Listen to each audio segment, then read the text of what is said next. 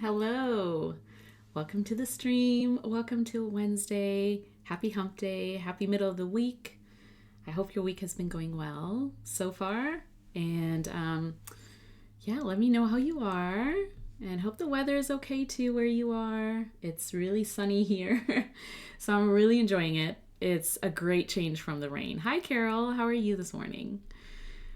And yeah, we're finally sort of getting over the hump of winter and all the rain that we get here in BC. And finally, we're getting into the sun. So I'm happy. I'm enjoying it. And yeah, I hope your week is going well as well. Today, we're just going to keep it kind of chill. Good 80 degrees here in Arizona. Oh, that's good. Nice and warm. Nice and tolerable. Today we're just gonna kind of keep it chill. I have some inks that I want to paint with and draw some flowers and yeah, just kind of chat and take it easy on a Wednesday because yeah, sometimes we just kind of need those days to chill and just do some art and relax and take a break from the week stress and other things that are kind of going on during the week. And yeah, so that's what we'll do today. Feel free to do some art along with me or journal or have me on in the background while you do other things. It's all good. Also feel free to chat and ask questions. And yeah, we'll just kind of hang out. So if you're new here or you're watching the replay and you're new to my stream, I'm Corolla. On socials, I go by From Corolla, and I'm a stationery enthusiast. I love all things stationery, especially fountain pens and fountain pen inks. I do a lot of painting with watercolor paints as well as fountain pen inks, and my style is very abstract and floral. And it helps me to relax and be creative. So I love sharing that process with everyone else to try and encourage everyone to just play with your inks, to play with your supplies, and yeah, just get creative and have some fun and take a moment to de-stress and just enjoy doing art for the sake of doing it. So that's me, and yeah, you can find me on all socials pretty much. On YouTube, I share videos on my process as well as other stationery stuff. So how I use stationery tools and books and stuff. My latest post actually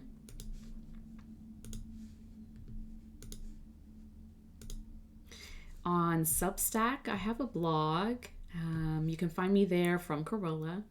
And so what I did over the weekend is I shared an update on my planners and journals because I am all about notebooks and I love using different types of journals and planner systems to keep myself motivated and organized, but I kind of like experimenting as well. So I like to use different systems to see what works for me in my phase in life and what I kind of have time for. So I shared this over the weekend. If that's something of interest, take a look. And I love chatting about planners and journals, so feel free to chat about that as well. And I'd love to hear what you're using too. So that was what I was up to. I also shared a video on YouTube, just doing like a flip through and basically how I use my books. So that's kind of what I was up to. And yeah, so basically today I'm just going to do a little bit of painting. So I have my paintbrushes. For fountain pen inks, I usually just use round brushes that are specifically for inks. So I don't use the same brushes that I use for watercolor paints or other paints, just because I don't want to cross-contaminate or, kind of get inks on brushes that I'm going to use paints with and vice versa. So I'm going to use my paintbrushes. The inks that I'm going to paint with today is, this one is Ferris Wheel Press, Sugar and Spite. And it's this really, really pretty deep magenta color. And I'm actually there's just like a little bit in the bottle left, so I'm just going to put it into my palette. It's a shimmer ink. It's kind of like a magenta purple. Very nice ink though. And then I also have Sailor Manyo Sakura, which is this really pretty like peach pink color. And I'll put a little bit in my palette as well.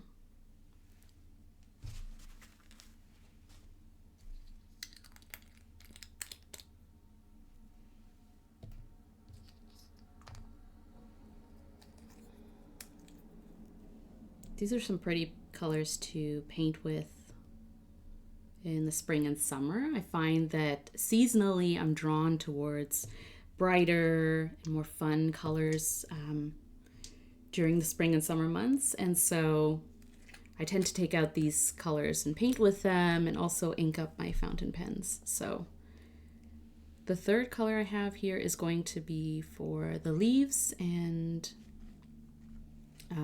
foliage and stuff like that. So that's my green that I'm going to paint with.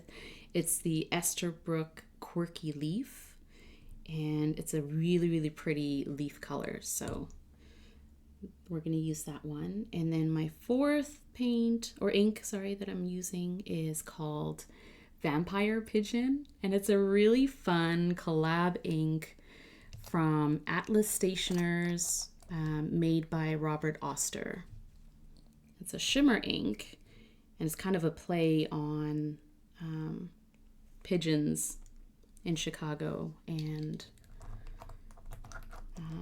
yeah, there's a whole backstory behind it. It's and a joke between Hollywood and pigeons, but it's this really nice deep red, as you can kind of tell. So I think that'll kind of go really well with the other two ink choices that we're using today. So I'll show you what they look like. We'll do a quick swatch on, I'm using watercolor paper. I'm also using my trusty everyday book from Galen Leather, which has TRP, Tomoe River Paper, and it's blank. And I love using it as my sketchbook because TRP is great for fountain pen inks, but also because I love the crinkle of it afterwards. So I kind of use this as my sketchbook, or kind of my book to paint with inks in. But I also love painting on watercolor paper just because watercolor paper is meant to really show off the paints and the inks that you use on it. So they tend to look very vibrant, and especially the shimmers, you can see them really well. So I'm kind of going to use both, and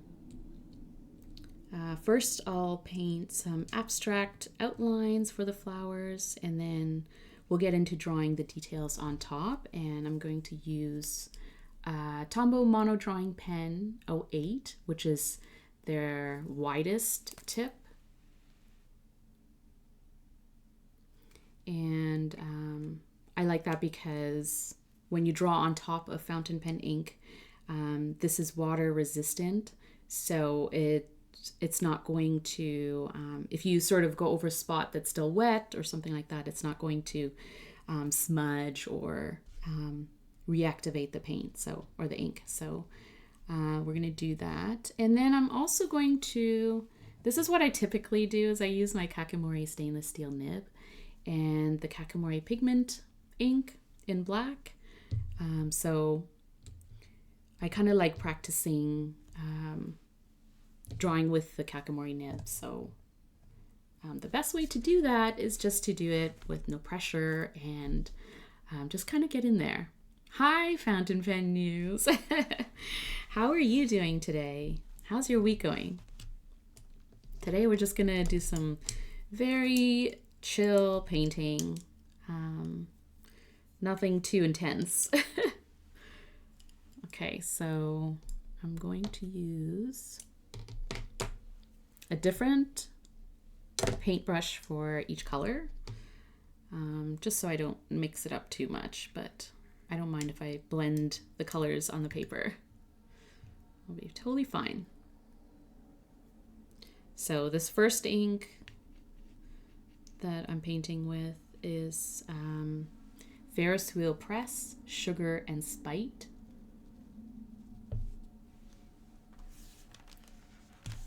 And it's this really pretty deep magenta purple color.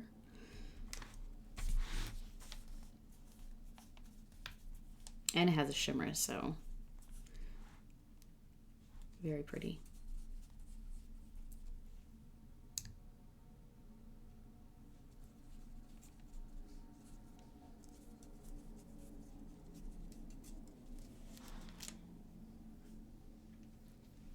I'm doing okay hanging in there. Lots of commitments this week for a singing job. Oh, well, I hope you're still taking some time for yourself and you're enjoying it. But yeah, busy weeks, busy weeks.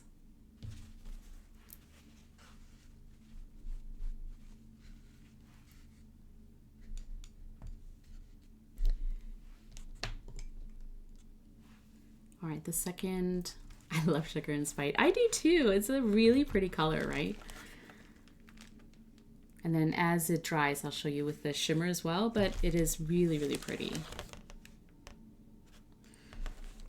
So, put a little bit on here as well.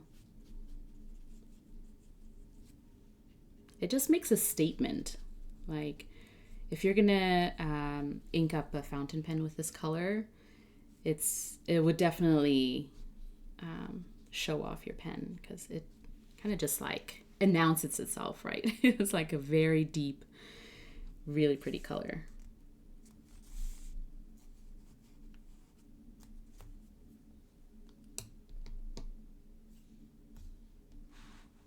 I was gonna say too, I'm like dipping the paintbrush in the in the water, and it's this like really pink color. It's like fluorescent pink almost, which is kind of fun. So the second ink that I'm going to paint with is Sailor Manyo Sakura.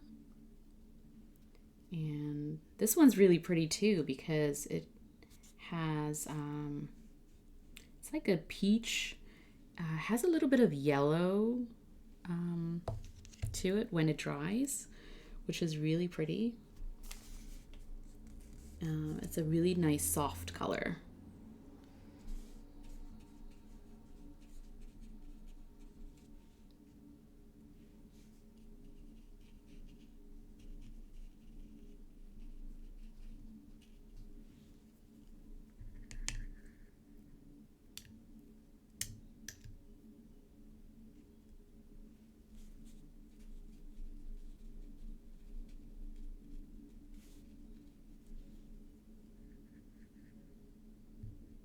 So it looks a little bit more pink when it dries, but it does have that sort of pink, peach, yellow to it,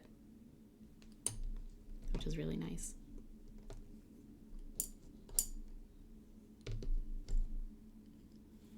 And then the third ink for the flowers that I'm going to use, or I'm using, is called Vampire Pigeon by Atlas Stationers and Robert Oster.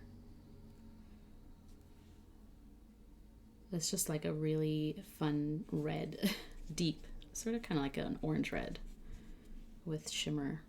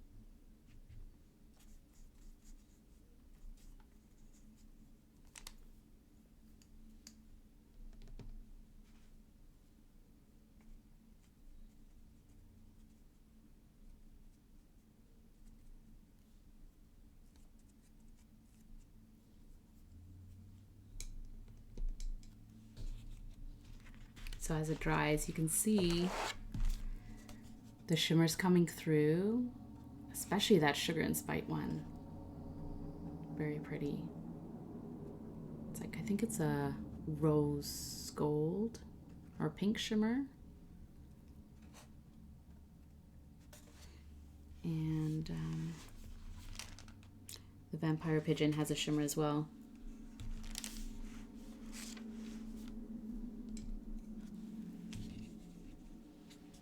And then for the green, I'm using Esterbrook Quirky Leaf, which I find is like it actually does seem like a quirky leaf color. So I think it's kind of that really, really nice green that we look for in leaves.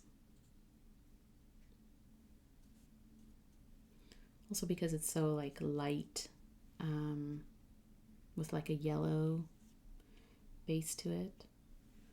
It's not too dark, it's not too muted either. So it looks really nice when you write with it as well. I've inked up a few fountain pens with this color before, and it actually looks really nice as well. Because it's legible and it has these sort of layers to it of color. It's great for spring especially.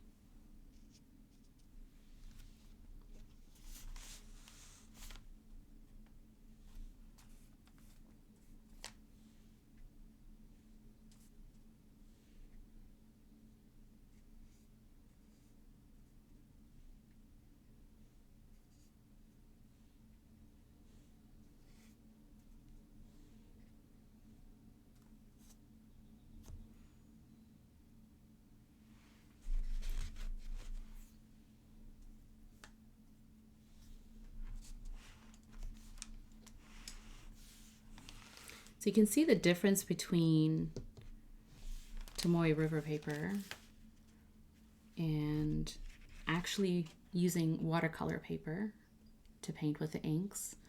It's just like you see a lot more vibrance in on the watercolor paper than you do on TRP. So it's a lot brighter and it just sort of sits on top of the paper, right? And it does really well in like reflecting back different, like when you're blending and things like that. Whereas with the TRP, it does sit on top as well and it pools as it dries. And so what I actually love about TRP is that you can see these little pools when it dries. So maybe it has a little bit more like dynamic to it versus the watercolor paper, which tends to look not flat, but kind of like just a 2D sort of painting, if that makes sense. It just looks a little bit different on both papers. So I like experimenting with different papers that handle inks and paints really well, just because depending on the paper that you're using, the colors can look a little bit different. Properties can be reflected in different ways, and you can sort of find your preference that way too, right? Like you might find that you actually like painting on certain types of paper, certain color of paper, maybe an off-white versus pure white, textured paper. The watercolor paper is a little bit textured, so you can sort of see that as well, and you can feel it when you're painting or drawing on top. So that's just something to keep in mind, but also have fun with.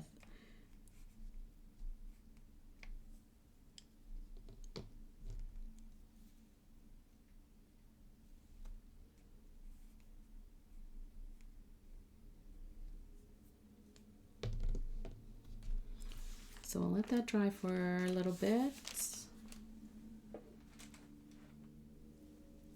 And then I'll do a little bit more painting on this paper. Just admiring the shimmer as it dries. Just looks really nice.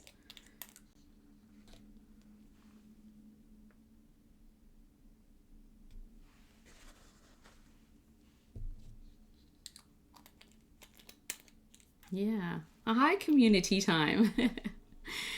Yeah, it's looking really nice, right? So I picked a few inks. I'm painting with 4 inks, and I picked it because I'm almost out of this ink that I had in this vial, and it's Ferris wheel press sugar and spite, and it's this really really pretty deep magenta purple color. And so I kind of just picked out a couple of inks that would go really well with it. So one, Sailor Manyo, Sakura, and Vampire Pigeon from Atlas Stationers and Robert Oster. And then for the green, I picked Esterbrook, Quirky Leaf, because I love that shade of green.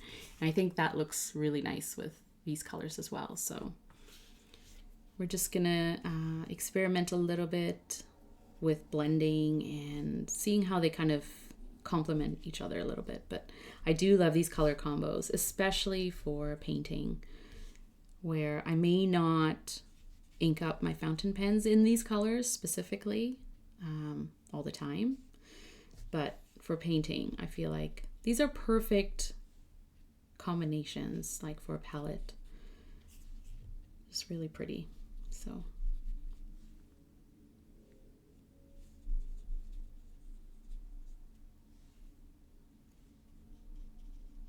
you can add a little bit of water to dilute it a little bit, especially if it's starting to look a little dark. And if you want to draw on top of it, having it too dark means that you might not be able to see detailed lines. So if you dilute it, especially on watercolor paper, because it obviously can handle water, so you don't have to worry about adding too much. But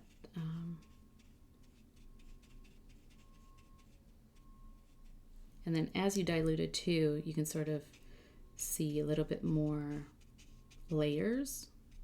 So you're kind of layering on top, and it could look like more petals, all of the petals.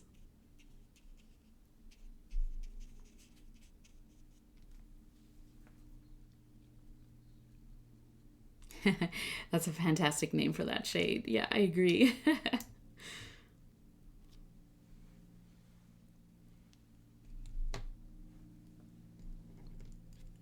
I love when inks have really fun names. It's just like it makes it a little bit more fun, like, you know, using Vampire Pigeon. But it's like, it's a really nice red, right? It's not it's not anything too wild, but the name just is so fun.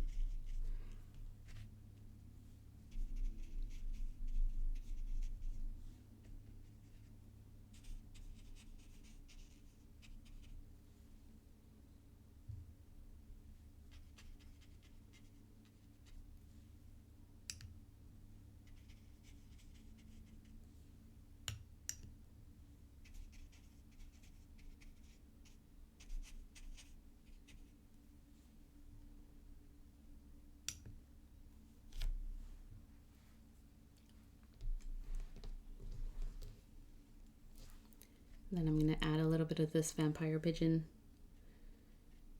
blend it in a little bit.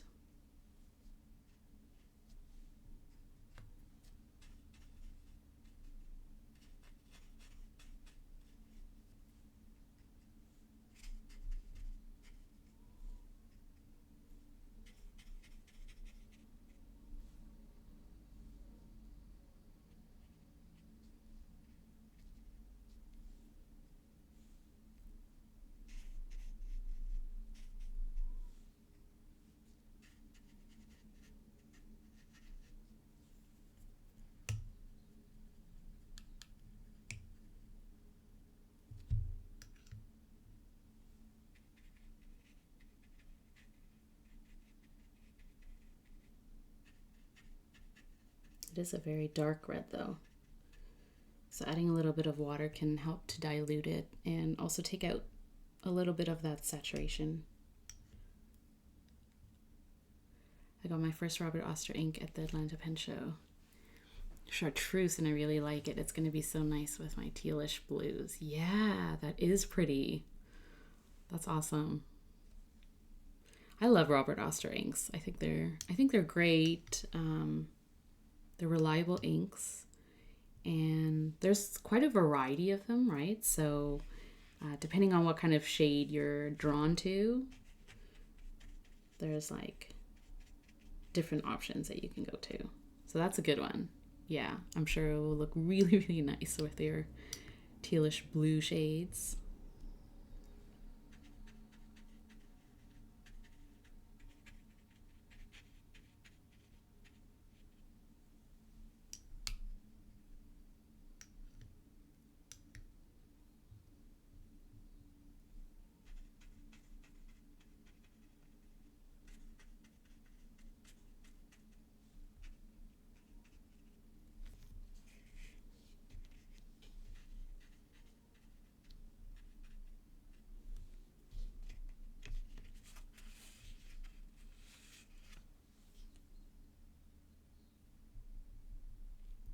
They had so many. Yeah.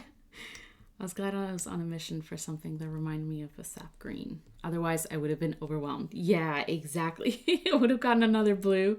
I feel like I'm the same way. I'm just like, I go with my trusted and true shades where I'm like, well, I will love this.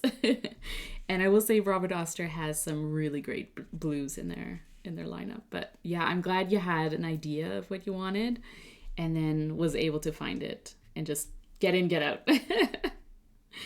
Because I know I do the same thing where, especially at a pen show, where you can kind of look at them and then you can look at different swatches, swatch books, and then you meet people who have swatches like Lisa, and then you're like, well, I'm here, so I might as well pick up some.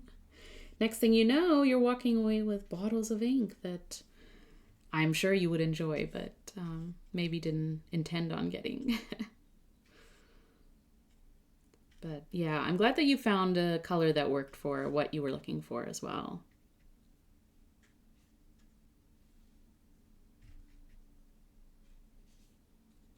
That's always nice.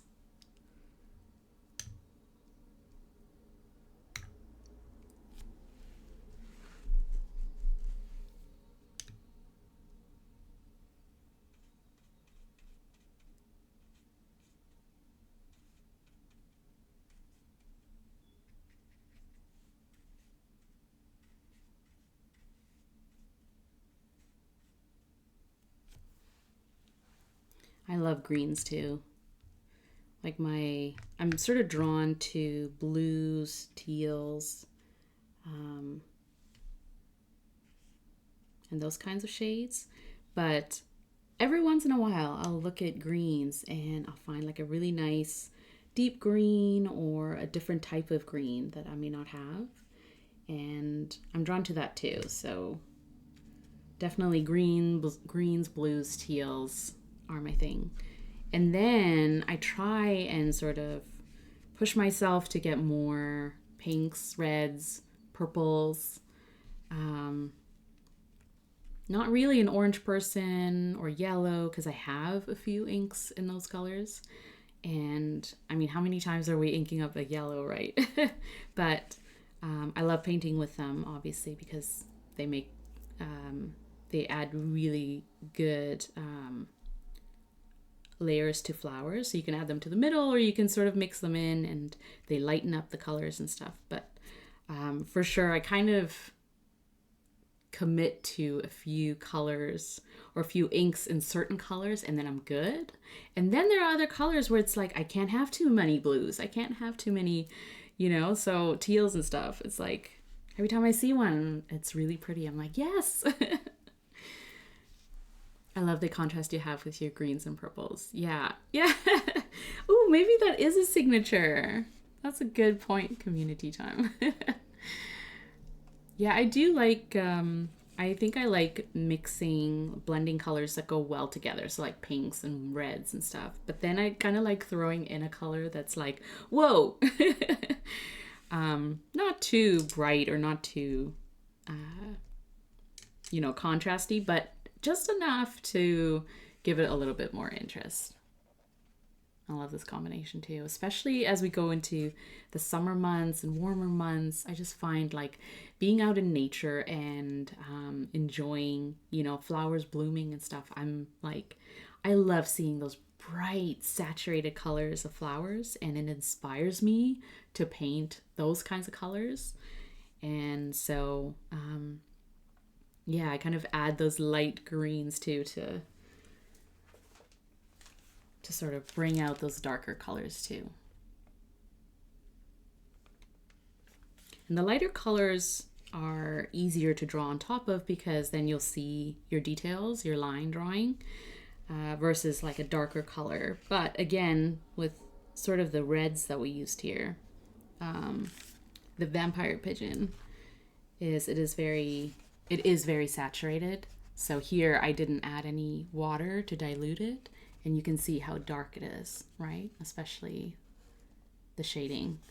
And here I added a little bit more water to try and dilute it out a little bit. And so yeah, it's kind of just like playing around with the inks to lighten them a little, to draw on top of them. Magical Quill, hi! How are you? Hello, hello. How are you doing this week? I can only imagine the gorgeous flowers around in Vancouver. Yeah, you should visit, yes. I've heard there's amazing botanical gardens. There are. It's beautiful. Definitely visit if you can. But I find that especially because we have a lot of rain. So I think like, just places that get a lot of rain, it's like it gets gloomy, and coming out of winter, it's kind of like those like weeks of rain and just grayness. But on the other side of that, like when we come out of those rainy weeks, it's like everything is green, right? Everything is lush, and you get flowers blooming and gorgeous greenery. So I think that's the trade-off of like having a really wet, rainy climate, is that those flowers are beautiful, and yeah, everything's like, all of a sudden we sort of turn a corner, and it's like everything is green and fresh and vibrant and bright. So so I'll put up with the rain to get the really nice flowers and other florals and botanicals for sure. So it is gorgeous.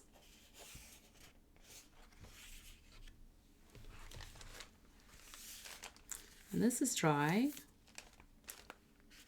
So that's why I was saying earlier about using Tomoe River Paper or any sort of like thin fountain pen friendly paper to paint, is that you'll see these pools of ink. As they dry, they kind of sit there, right? And so I love that look where you can see the contrast between like where there was ink sort of just sitting on the paper versus sometimes on watercolor paper, it evens out a little bit, and it doesn't look as, dynamic as this. But I like the vibrancy of the inks on watercolor paper, and so I tend to enjoy painting on both.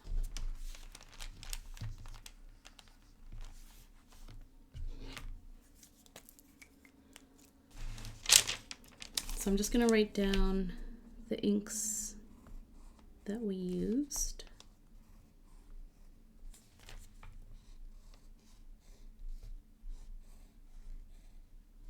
And then we'll do some drawing on top as well.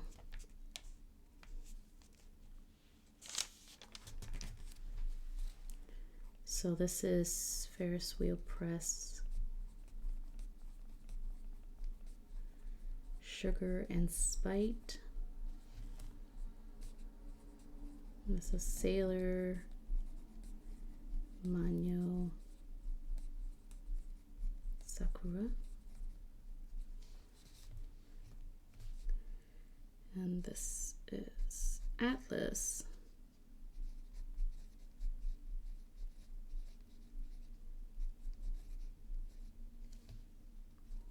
Vampire Pigeon.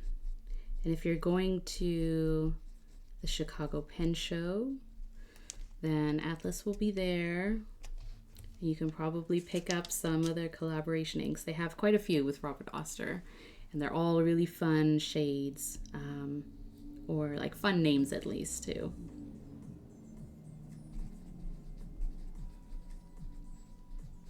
Oh, McPenthusiast. Hello. Thanks for the sub. I appreciate you. For 2 months.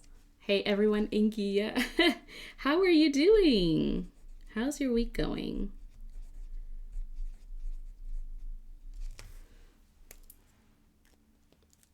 And enjoy those sub emotes.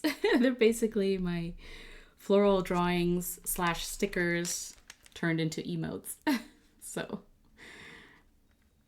all right. So those are the 4 inks.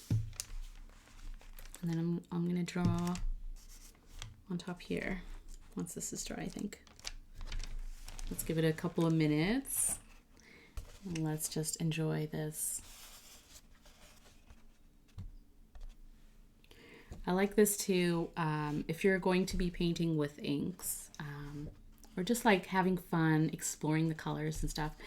I do recommend, or try and use the inks as they are, just to see like what the properties are. And then I recommend diluting, mixing, blending, all sorts of fun stuff, just to see how they kind of behave with other inks and if they pair along with other colors as well. This is dry. Now we can see that shimmer coming through. So pretty. And because Vampire Pigeon has shimmer, and if you include that, or if you sort of blend it into a standard ink color, then you can kind of see that shimmer in the standard ink color, and that's kind of fun too. Because then you can sort of get those layers of shimmers that don't come with that ink necessarily. So I think I'm going to put this to the side.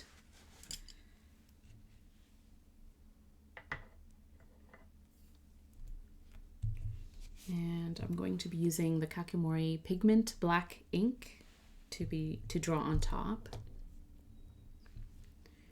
I love the range of shades you can get from a single ink with just the addition of water. Yeah, Magical Quill, that's exactly it. Like, especially when you're painting with it and you're kind of exploring it, it's like just adding water is like, it's very interesting, isn't it? Because then you can sort of see, especially with an ink that's like really saturated, really dark, or, has a lot of like shimmer or like additions to it. When you add a little bit of water and spread it out a little bit, right? Just kind of see what it looks like on paper. It's kind of like, yeah, it's really, really nice. Like the different layers that you can get from just diluting. It's good advice. And I'm not going to Chicago, but I really think I want to go to at least one more pen show this year. Yes. If you're able to, community time for sure. If you can get to another pen show. Have you ever done workshops at the shows you've gone to? Yes, I have. I tend to do a workshop at the SF Pen Show in San Francisco in August. I did it last year, and yeah, it's a good time. It's really fun, and yeah, so that's the only one I've done it so far at. I wouldn't mind doing it at other shows, but it kind of does depend on timing and also if I can get there. And yeah, just because pen shows, they're organized by different people, right? So depending on which one you want to go to or want to be part of, there are different processes for workshops and things like that. So but yes, I have taught at the SF Pen Show. It was a really, really good time, and it was just me going through my process of painting step by step with some warm up, with some tips, techniques, lots of encouragement, because most of the people that took my class had not painted with fountain pen inks, or if they hadn't tried flowers or an abstract style. And so it was just a lot of fun. And by the end of the class, everyone just kind of, I think people were surprised at how they were able to get past, expectations of having to have it look a certain way. And that's what I try to encourage by just showing how easy it is to play with inks, is that you don't have to follow a set, rule or technique to have fun playing with inks and have it look good in the end, right? Like it's all just kind of going with the flow and letting your intuition kind of guide you in terms of what it wants to draw and what, you know, you think it'll look like. And by the end, it'll look like something different probably. It's still fun. Yeah. So it is fun to do it in person as well. Like just workshops in general is like, it's a good time to take a breather from a pen show, which is, or like any live stationary event, which can be overwhelming and it can be a lot. Just take a breather and sit down and practice art or creativity or, you know, practice using stationary tools with other people is like, it is really fun. GHP, hello, welcome in. Ah, those silly work meetings, right? I know, we have to have our priorities straight. Like, let's go. Let's do some art. I'm glad you could join though. Take a break from adulting just a little bit, just to chat and chill, right?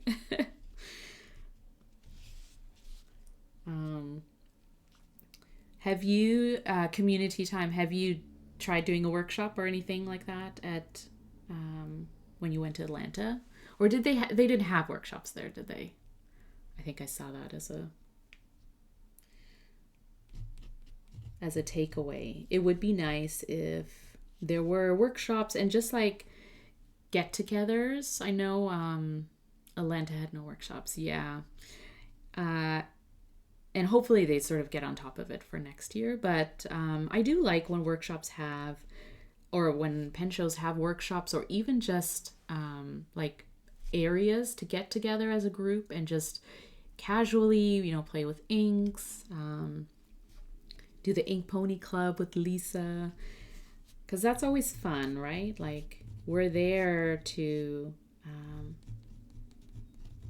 look at stationery and look at, you know, pens and stuff like that, but at the same time it's nice to use that stuff. It's nice to talk to other people about how they use their tools and find new inks that you might like, put on your wish list.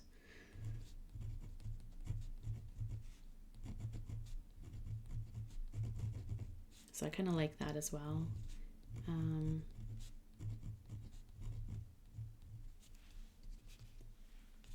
I found that the San Francisco Pen Show was really good for workshops, like just a variety of workshops, and also had spaces for people to just sort of sit down, journal, or, you know, do other things that they wanted to do. And so, you know, it's nice when you can have that space and that time at live events to do it.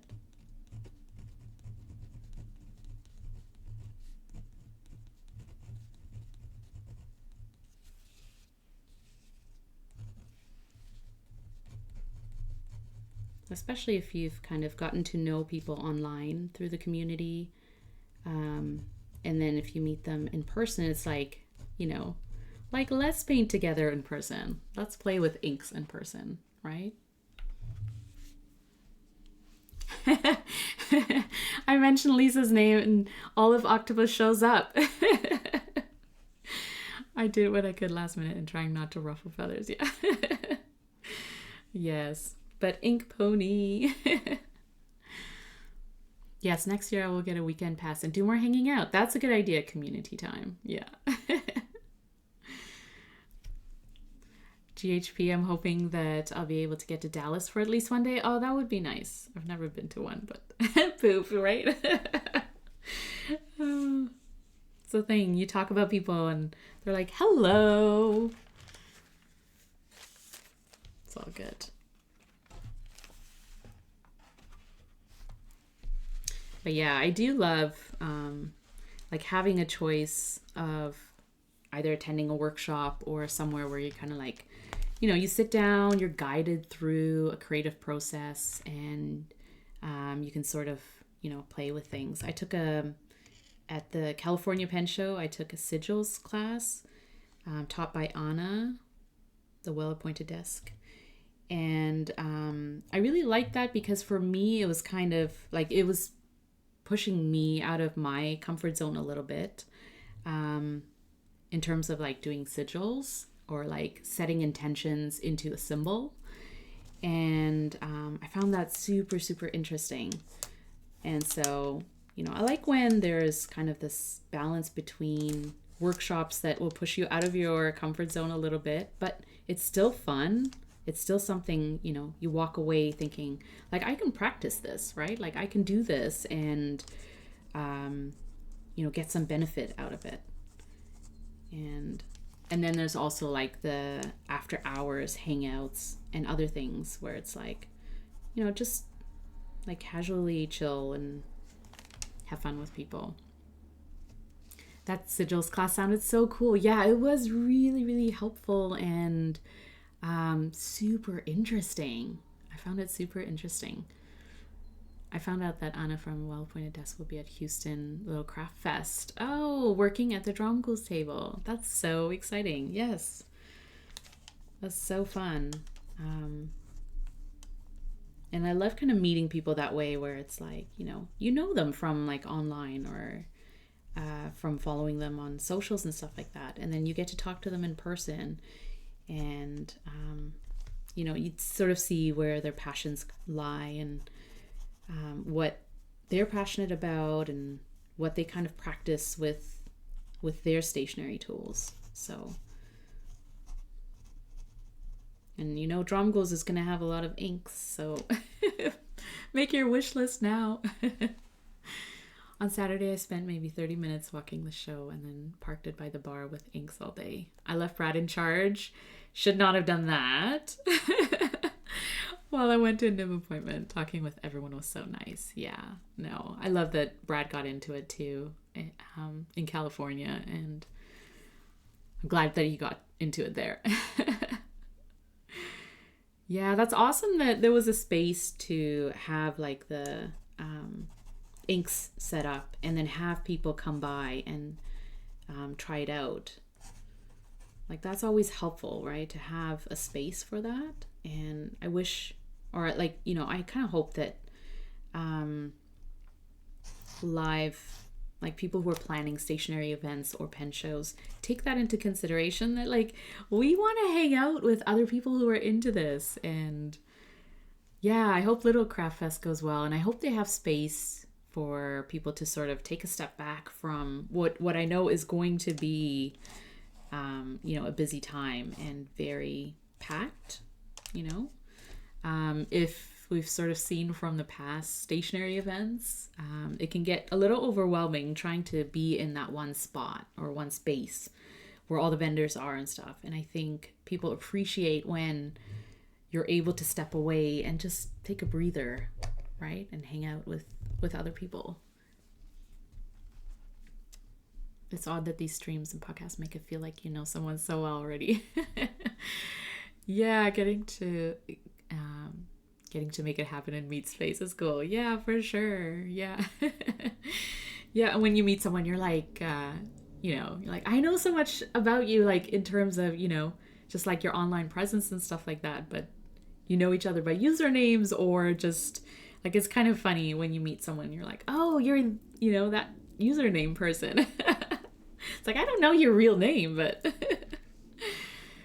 yeah, these shows should be so much about community and building as it is anything else. Yeah, I mean, like, you know, at the end of the day, you're going there to shop for stuff, of course. Like, you know, we all have a wish list of pens or stationery that we really want. And sometimes the live events or shows is where we can get them, right? Especially if you're taking into consideration like shipping or things that sell out, limited edition items, stuff like that. So, of course, you're there to find things that you're looking for, whether or not you know what you're looking for. But at the same time, it's so much about meeting people, and yeah, based on what Little Craft put on IG video walkthrough. The venue seems like it'll have a lot of great space. That's awesome, JHP. I love that they're taking into consideration the space that you would need, not only for vendors to be set up, like vendor tables, and people to be able to like stand in line by a table and not take up so much space that you can't walk around a table or something like that. Which we know happens at pen shows too, right? Like it is what it is. Like, you know, even if you have the space for vendors and for people, it's always going to get busy. But if you can sort of get through it, you know, get to the other side and there's space that opens up for you to hang out and just take a little bit of a breather, that's good too. And then you can get right back into it. It's sold out on Saturday. What? I know that they're prepping 1,500 stamp rally gift bags. Oh, wow. That's amazing. That sounds intense and also like a lot of fun. And Little Craft Fest, they're doing a bunch of workshops too. And I saw quite a like really good workshop options. I don't know if those sold out or what, but there's like a wax seal one with LCN. I think she's from Taiwan. But like just like coming over, right? It's global, like artists and designers coming over from Asia and other places to share their craft in person. Like it's amazing. Eunice, Ian, and team are really working hard on their prep to make this as successful.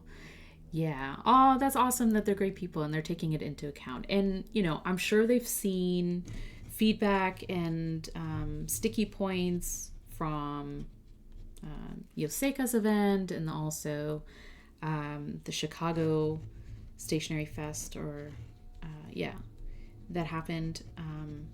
And just, you know, like taking into consideration all those things that will frustrate people and will be a challenge, and trying to make it as smooth as possible. Like there will of course be things that are out of control and like things that they can't really do much about. But you know, there are other things that we can hope that they take into account and make it a lot more smoother for people who are attending and people who are going to vend and also teach. Atlanta does do the cookout, which was a good hangout time on Friday, and somewhat organized hangout Saturday too. Oh, that's good. That part still happens, so it wasn't all bad. Yeah. No seminars and no updating the site. Yeah, that's disappointing for sure. I mean, look, like especially if you're coming from out of town, right? And you're flying in or you're traveling to a show, you want to know when things are happening so you can adjust your schedule or, you know, have nib appointments and all these other things that you have to consider. And so if there are no workshops or if it's not updated on the site, it is tough. It's one of those things that it's a lot of work. I'm not going to skate over the fact that it's a lot of work and you need people to help with that. But I've seen that people have, you know, stepped up to say, I'll help and organize that kind of stuff. So hopefully, you know, the help is taken and we can only hope that these events get better.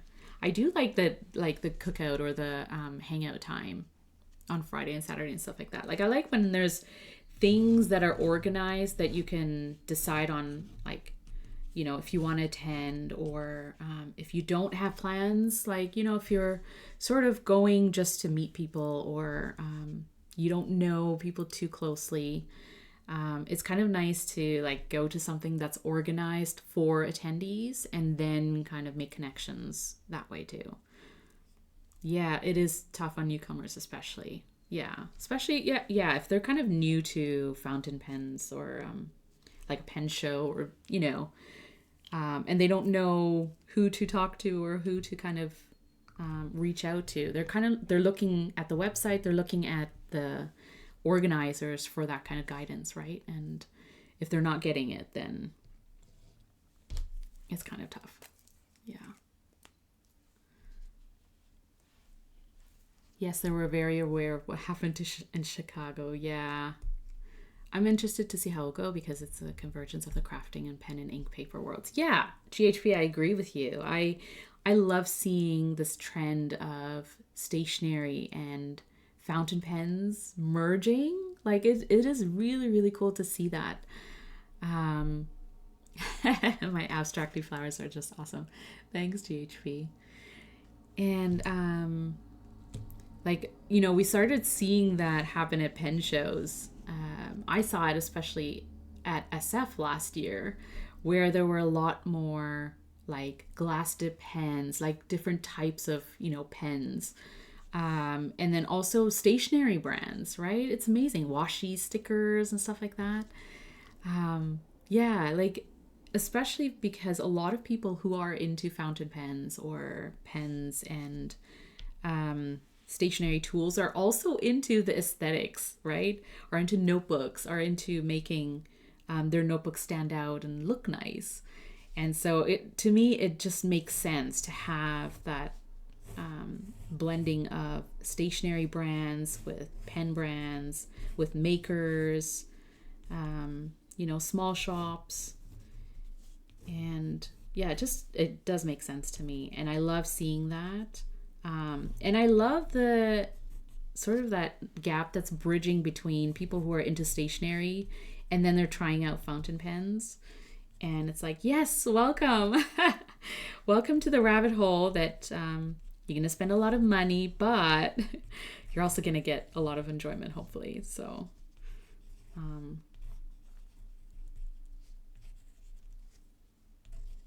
and that's the thing too, right? Like a lot of us who are into fountain pens and fountain pen inks, we also like doing art. So, and creative stuff. And being able to use those tools in different ways to be creative or to create art or paint, draw, you know, what have you.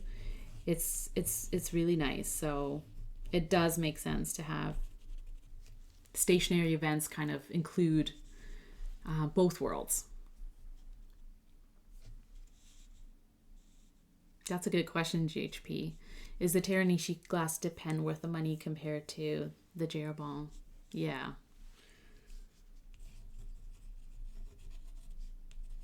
I am curious about the Teranishi glass dip pen for sure. I've heard good things, but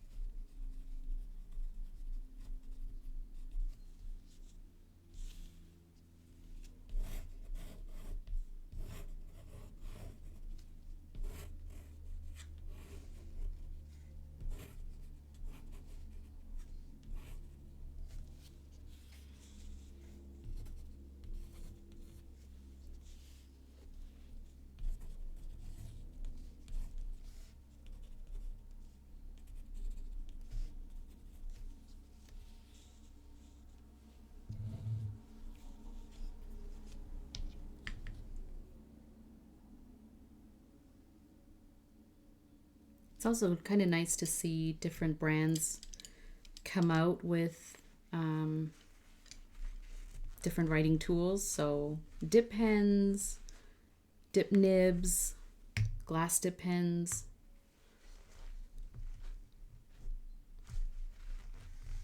Especially if you're into experimenting with or comparing the different tools.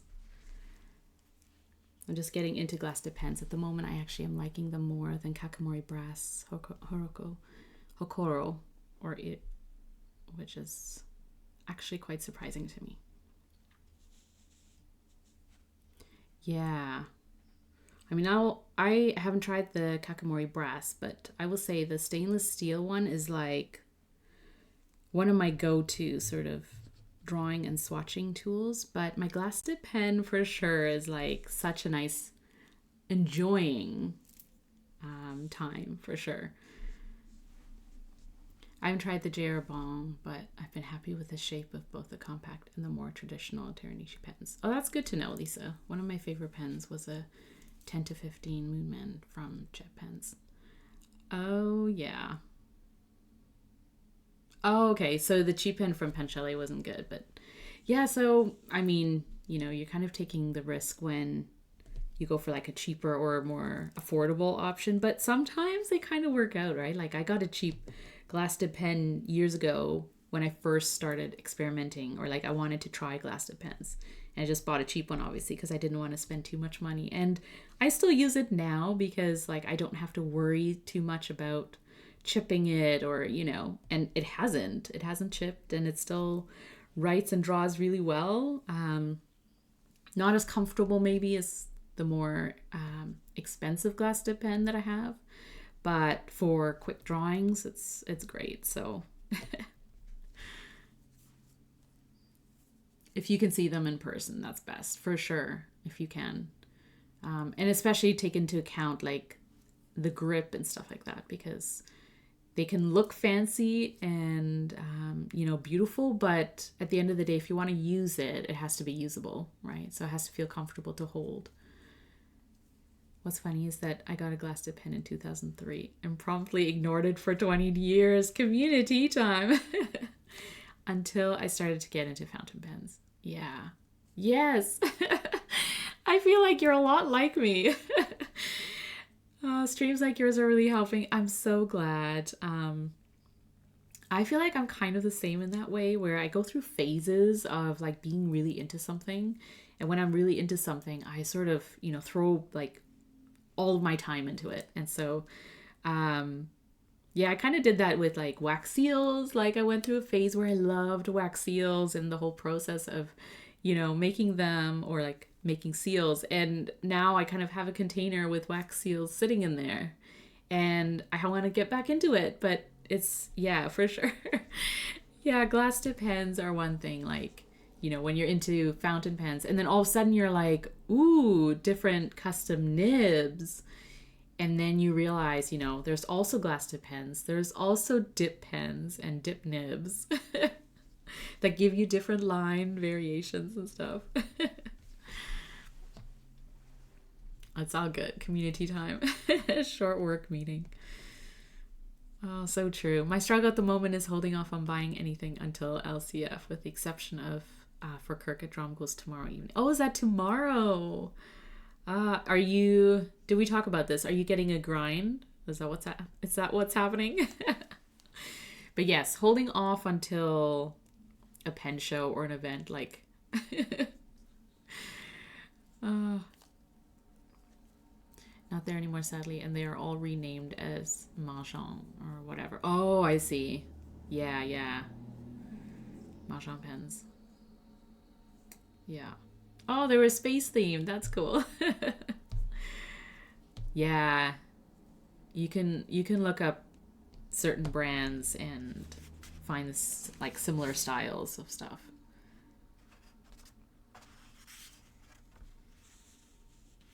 For sure.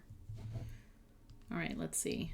I think I'm going to use the tip pen. So I ordered a Colorverse shuttle dip nib from Atlas. And so I am very curious and looking forward to trying it out and comparing it to my Kakamori. But I do love my Kakamori, so it's gonna take a lot to turn me away from it or to think that something is better. And I think it's just not that it's like the best or anything like that.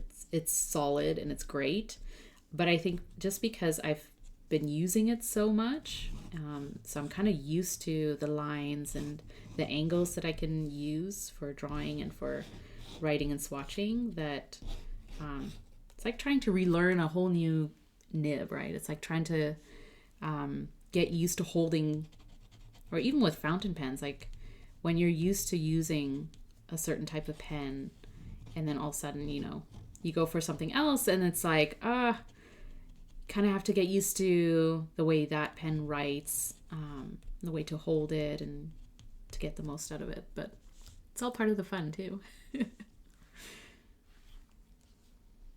Yes, I'm getting probably a katana on my SCM along with having him tune my back minis reverse architect.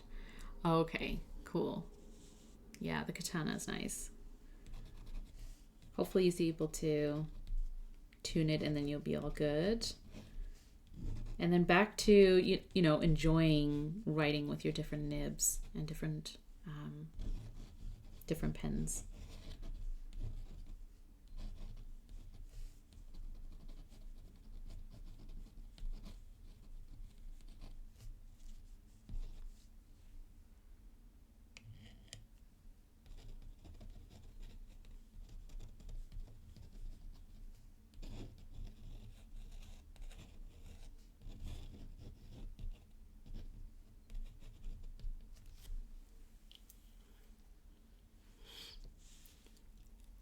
I'm holding 1 or 2 other grinds for when Annabelle is at Drum Goals in May. Yeah, that's awesome. I kind of set aside pens to get work done too. And then, you know, like who I want to get a grind from and try and like get different people to grind different nib styles and stuff like that is kind of fun too. Getting used to the kakimori brass nib has been a constant struggle. Yeah, I've never tried the brass one, but I did hear, because it tends to be softer, I think. And so you kind of have to work the angles a little bit to get it just right. And even then, you know, depending on the nib, like sometimes it is what it is. Like it's just not, you know. And then maybe you smooth it out a little bit like Dustin has done. I also just got my E95S extra fine in 3776 fine in hand. Ooh. Yes, that is fun. I ordered an E95S from Atlas too. So hopefully that'll be here soon. But yeah, I feel like that one has been on my wish list for a long time.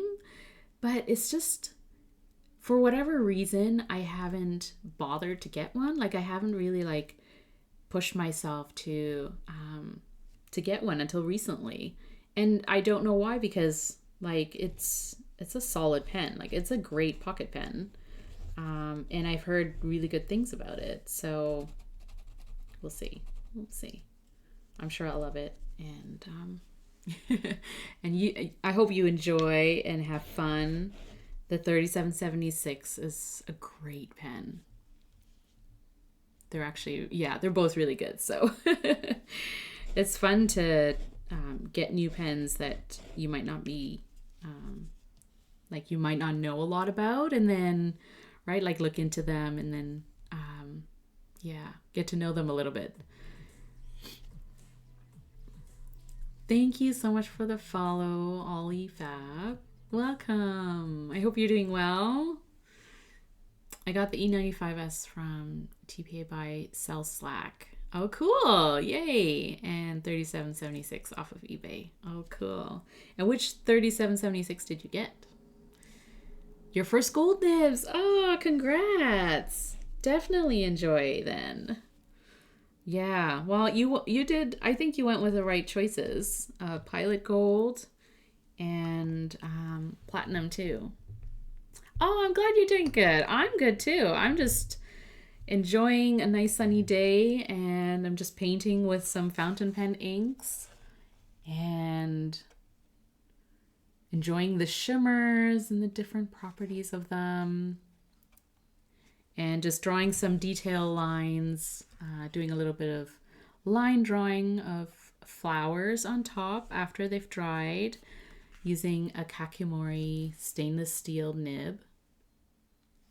And that's with a pigment ink, so it kind of sits on top, which is really interesting.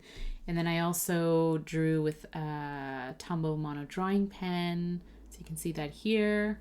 So it's really easy to paint with fountain pen inks and do some line work with a fine liner or a nib or dip pen if you're into that.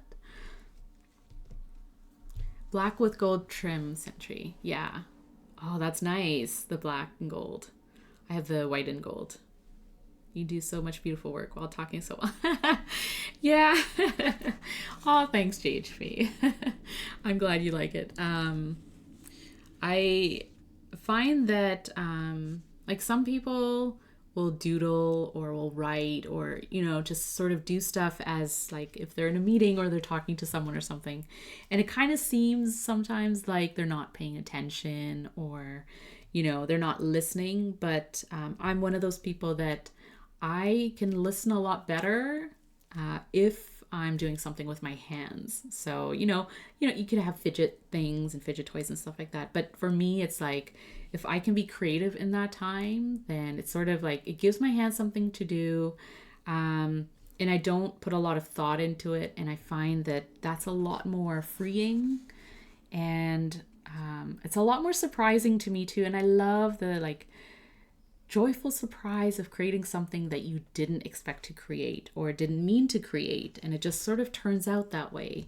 And I love exploring that side of it, using your intuition to draw, letting your hand guide you, that kind of stuff is really interesting to me, because a lot of times when we're writing or we're drawing, we're very intentional. And a lot of like art can be intentional where, you know, you want to create something and you want it to look a certain way, and that's fine. Like I do that as well. But I love the exploration of abstract work and not putting a lot of thought into it, like not letting my mind take over. And the best way of me doing that is when I'm like trying to pay attention to something else, or I'm listening to an audiobook or a podcast or something like that. And so it kind of takes my mind off of what I'm currently working on. And so, yeah, if I have my tools in front of me and I just kind of, you know, let my hand do its thing, I find that I am often happily surprised by what I create, just because I didn't intend for it to look this way. And it's just kind of it's an enjoyment. And for me, I love it because I kind of see the different inks playing together, and the different shimmers and properties and stuff like that. And yeah, taking a step back to kind of enjoy it afterwards is like, you know, it's kind of fun. It's cool. I can't do either, so definitely.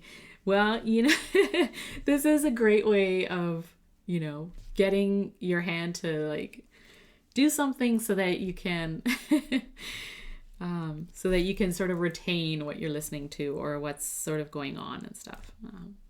Otherwise, I feel like I over focus on doing something like creating art and sitting there, and then I start to like hunch over, and you know, you sort of get like really rigid and like too into something, and it can be a little frustrating and overwhelming sometimes. And if you're doing it without any like real purpose, except for the purpose of just using your supplies and playing with it, I find that you might surprise yourself.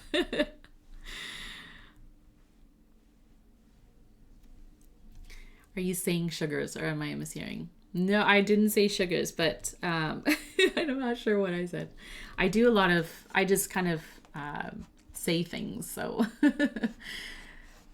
definitely ask me. But oh yeah, is this what you're talking about? Sugar and Spite? That was one of the inks that I used. Oh, something about the art and process. Oh no, I'm not sure. But it is kind of fun to... Oh, it's an ink color, yeah. You're on board. Are you into fountain pens and fountain pen inks? That was it, yeah. Yeah, I love when inks have just like fun names to them.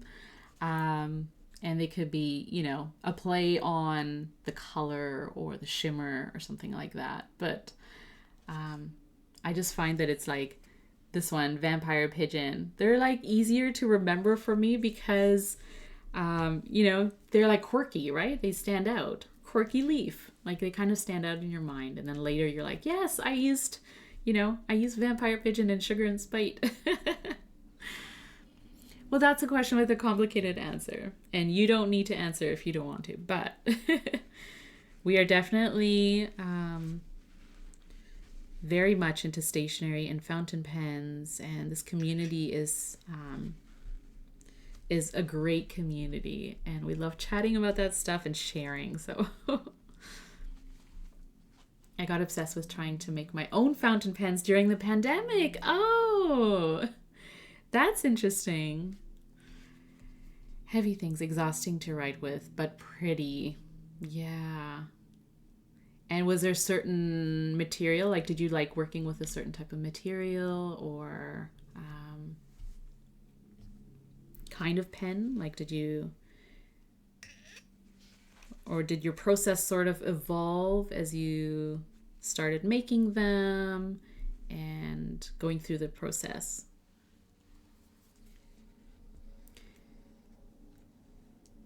My day job is I'm a machinist, so lots of brass and steel wood. That's super cool. Yeah, so you can take some of the learnings from your day job and apply them. Although that is heavy material, so brass and steel for sure. But if they are fun and if you enjoy making them, right? Like that's your craft. That's something that you can practice and finesse too. So that's kind of fun too. But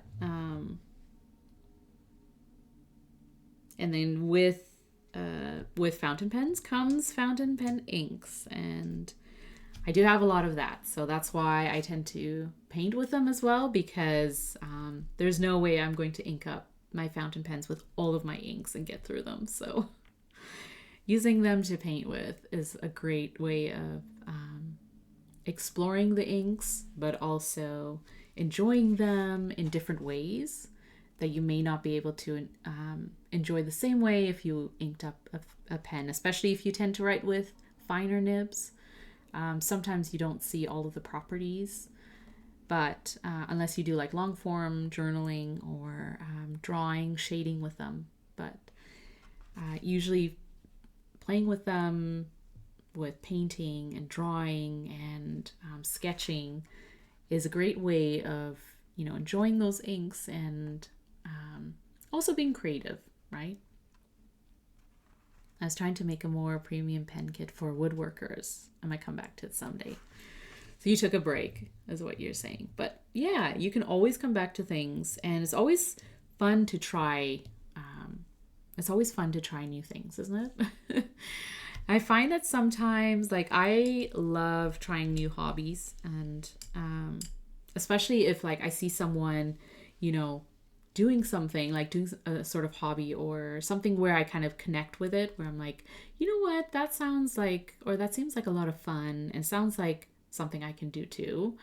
I love picking up new hobbies, and then, sometimes you take a break from it, or sometimes you decide that you don't have the time for it, or, you can't really commit to it, and either come back to it later or, have enjoyed the experience while it lasts. Woodworkers will make these really beautiful pens, but the kit came with cheap pen components. Oh, so they don't write as well. And out of my frustration for a good kit not existing, I tried to make one. You know what, though? A lot of times things come out of frustration, right? Like when you're like, why can't this just be X, Y, and Z? And so that's where you come in with, like, your expertise and your the way that you like things and the way that you think things should be, and you can improve stuff that way. And a lot of times we sort of when we try something new, a lot of times something will come out of it that is unexpected, that we learn, and either you can keep working on it or come back to it another time when you have more time. But I think it's always kind of fun to push ourselves, to try new things, to play, to explore. So that's what this one I used. I used Tomoe River Paper. So this notebook is the Everyday Book from Galen Leather. It's just plain TRP. and it's a great size. So it's kind of like a good on-the-go sketchbook. And I love the crinkliness of the paper because of the ink. I definitely have to limit the number of projects at once, yeah. But if I finish a few others somehow, yeah, for sure. Sometimes we overcommit, right? Like we're a little bit overzealous about what we can and cannot do. And it's okay to take a step back once in a while to reassess as well. I love these color combinations too. I think we kind of talked about this earlier, but I'm glad they kind of work together. And I think they look pretty great. And then also the difference between doing it on like your TRP notebook or, you know, fountain pen friendly paper versus watercolor paper. It's really interesting to see the differences. The inks look pretty similar on both papers. It's just kind of funny because sometimes inks will look different on different types of paper. And I think we found that with Eric's inks, Amarillo Stationery, where he has a yellow-orange, like an orangey ink, or a yellow-brown that's called Toasty Joggers. And it came out looking a totally different color on certain paper, which is like, you know, it can be a little bit panicky, right? Like if you bought an ink and you mean to ink up your pen and use it in a notebook, and then all of a sudden it looks super different from what you thought the ink was because it's based on paper. And so yeah, it's just kind of funny, but also, you know, something we need to take note of is sometimes the paper will just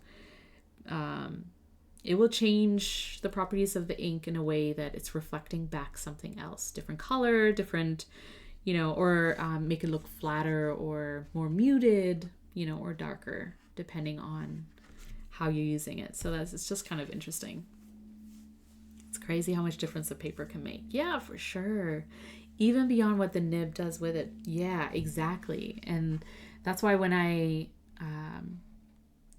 play with new inks, or I just kind of want to explore different inks, I tend to use different papers just because like it depending on what paper you're using, it might look different and show off different properties. So it's interesting and kind of fun that way. I did dye the wood on one of the pens with fountain pen ink because it's what I had handy. So you needed a color and you're just like, yeah, I'm just gonna use fountain pen ink. You know what? Sure. Like when bank paper had me questioning what ink I'd actually put into a pen. That's so funny, Lisa. Yeah, bank paper does that. Yeah, so like Cosmo Airlight can do that as well. And then of course Midori, because it's cream paper. So when you're when you're buying or using an ink and you're like, wait, why is it this color, right? That's super funny. But also, yeah, it can be a little frustrating because you're like, what's happening? But then we can also find our preference for, like, I did notice that in your swatch book, Lisa, with like the different papers that you have, and then you swatch them. And it's good to note, like if you're into a certain ink or an ink shade, it's good to note what paper that ink would pair up with nicely, because I'm not saying you're going to buy a notebook based on the ink, but if you have like different notebooks or different papers, you can sort of take that into account too. Why is the green bound ink now lime green? Oh no! You're like, I'm going to return this lime green color.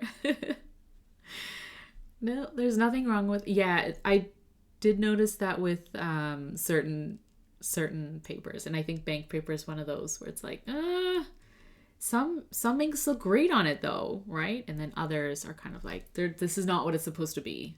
Like, sure, it might look fine, but if you're into lime green, there's nothing wrong with it. But... not if it's supposed to be green brown. Oh, you're back, community time. Yay. Helping set up a cooking food chat channel at work. That is serious business. That's awesome though. All into food. That's good. But yeah, you're back and you talk about ink and pens, stationery. You know what is funny is I think GHP mentioned this about diluting and or maybe Magical Quill, but we're kind of talking about diluting inks and using water to change the ink a little bit. Not like color wise, but how muted it is or sort of less saturation. So like desaturating some of the inks that may be a little bit darker.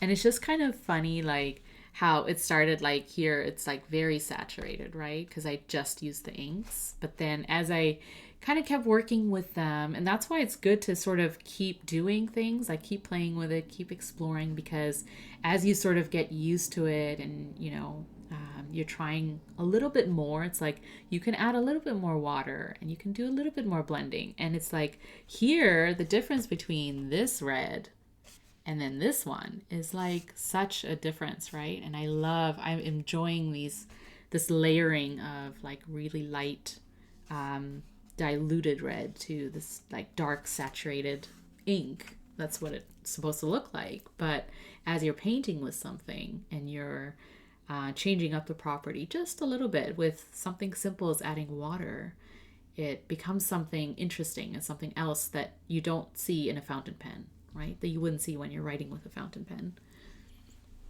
That came out so lovely. Thanks, community time. Yeah, I wasn't mad at it, just wondering if I lost my mind. Yeah, for sure. For sure. I can see that. Like, you didn't pick a lime green, so what is going on, right? But also like this quirky leaf green, right? Where it's kind of like this like yellowish tone to it. And then as soon as you add more water, you bring out the undertones a little bit just by diluting it, getting a lighter shade of it, which I actually really like. It looks really nice. Of course, it wouldn't be legible, but as like a color to paint with is really fun here too.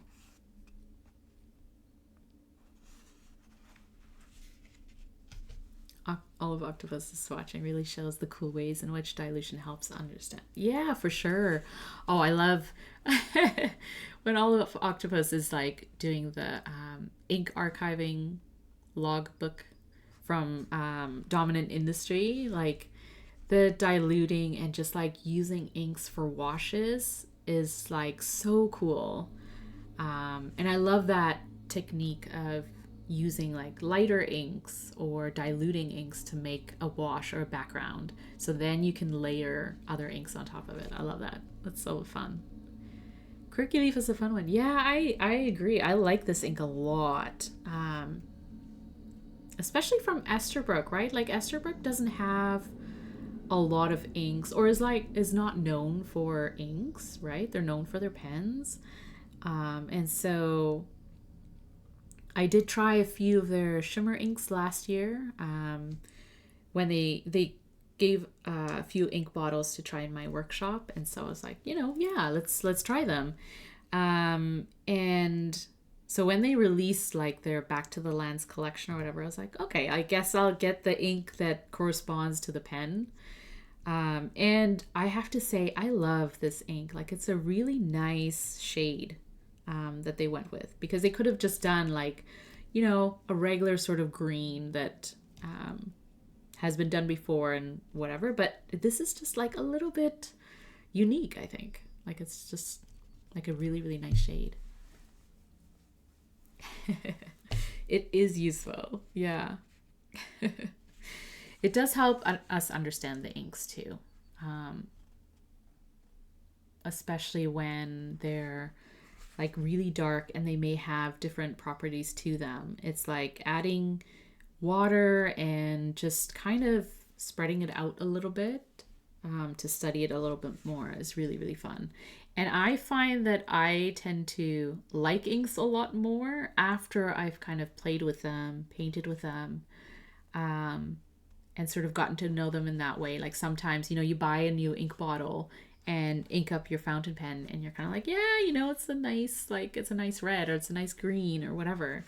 But I find that after playing with it for a little bit, and seeing like how it looks like in different saturations and diluted too, it's like I find that I'm more drawn to those types of inks now, just because I know what they can do, I know what they can be, and even though I might not see it all when I'm using a fountain pen, I'm still, you know, like I have this as a reference. I can still go back and enjoy the experience of having painted with them in this way.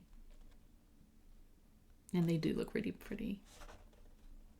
It's kind of fun to see the difference between like using like a pigment ink, like a really, really dark black, or like a black ink, or a really dark ink too. It doesn't have to be black, but it's kind of fun to see how it sort of sits on top, and you can very clearly see where the pigment ink has been used to add some detail versus like you can use a fine liner, of course, right? It's easier to use, easier to carry. It's more portable, and you can use a wider nib, but using a fine liner, there's quite a difference between, you know, what that looks like and how it's like nondescript. Like it doesn't call a lot of attention to it, whereas the pigment ink definitely does, right? And so even using it on darker colors, you can still see that pigment. And it definitely sits on top and just like it works really, really well with all fountain pen inks, I think, like shimmer or not. It just like, yeah, I love using pigment inks in that way as well. So if you feel nervous about inking up your fountain pens with pigment ink, definitely try exploring drawing with it, with a dip pen or, you know, or nib.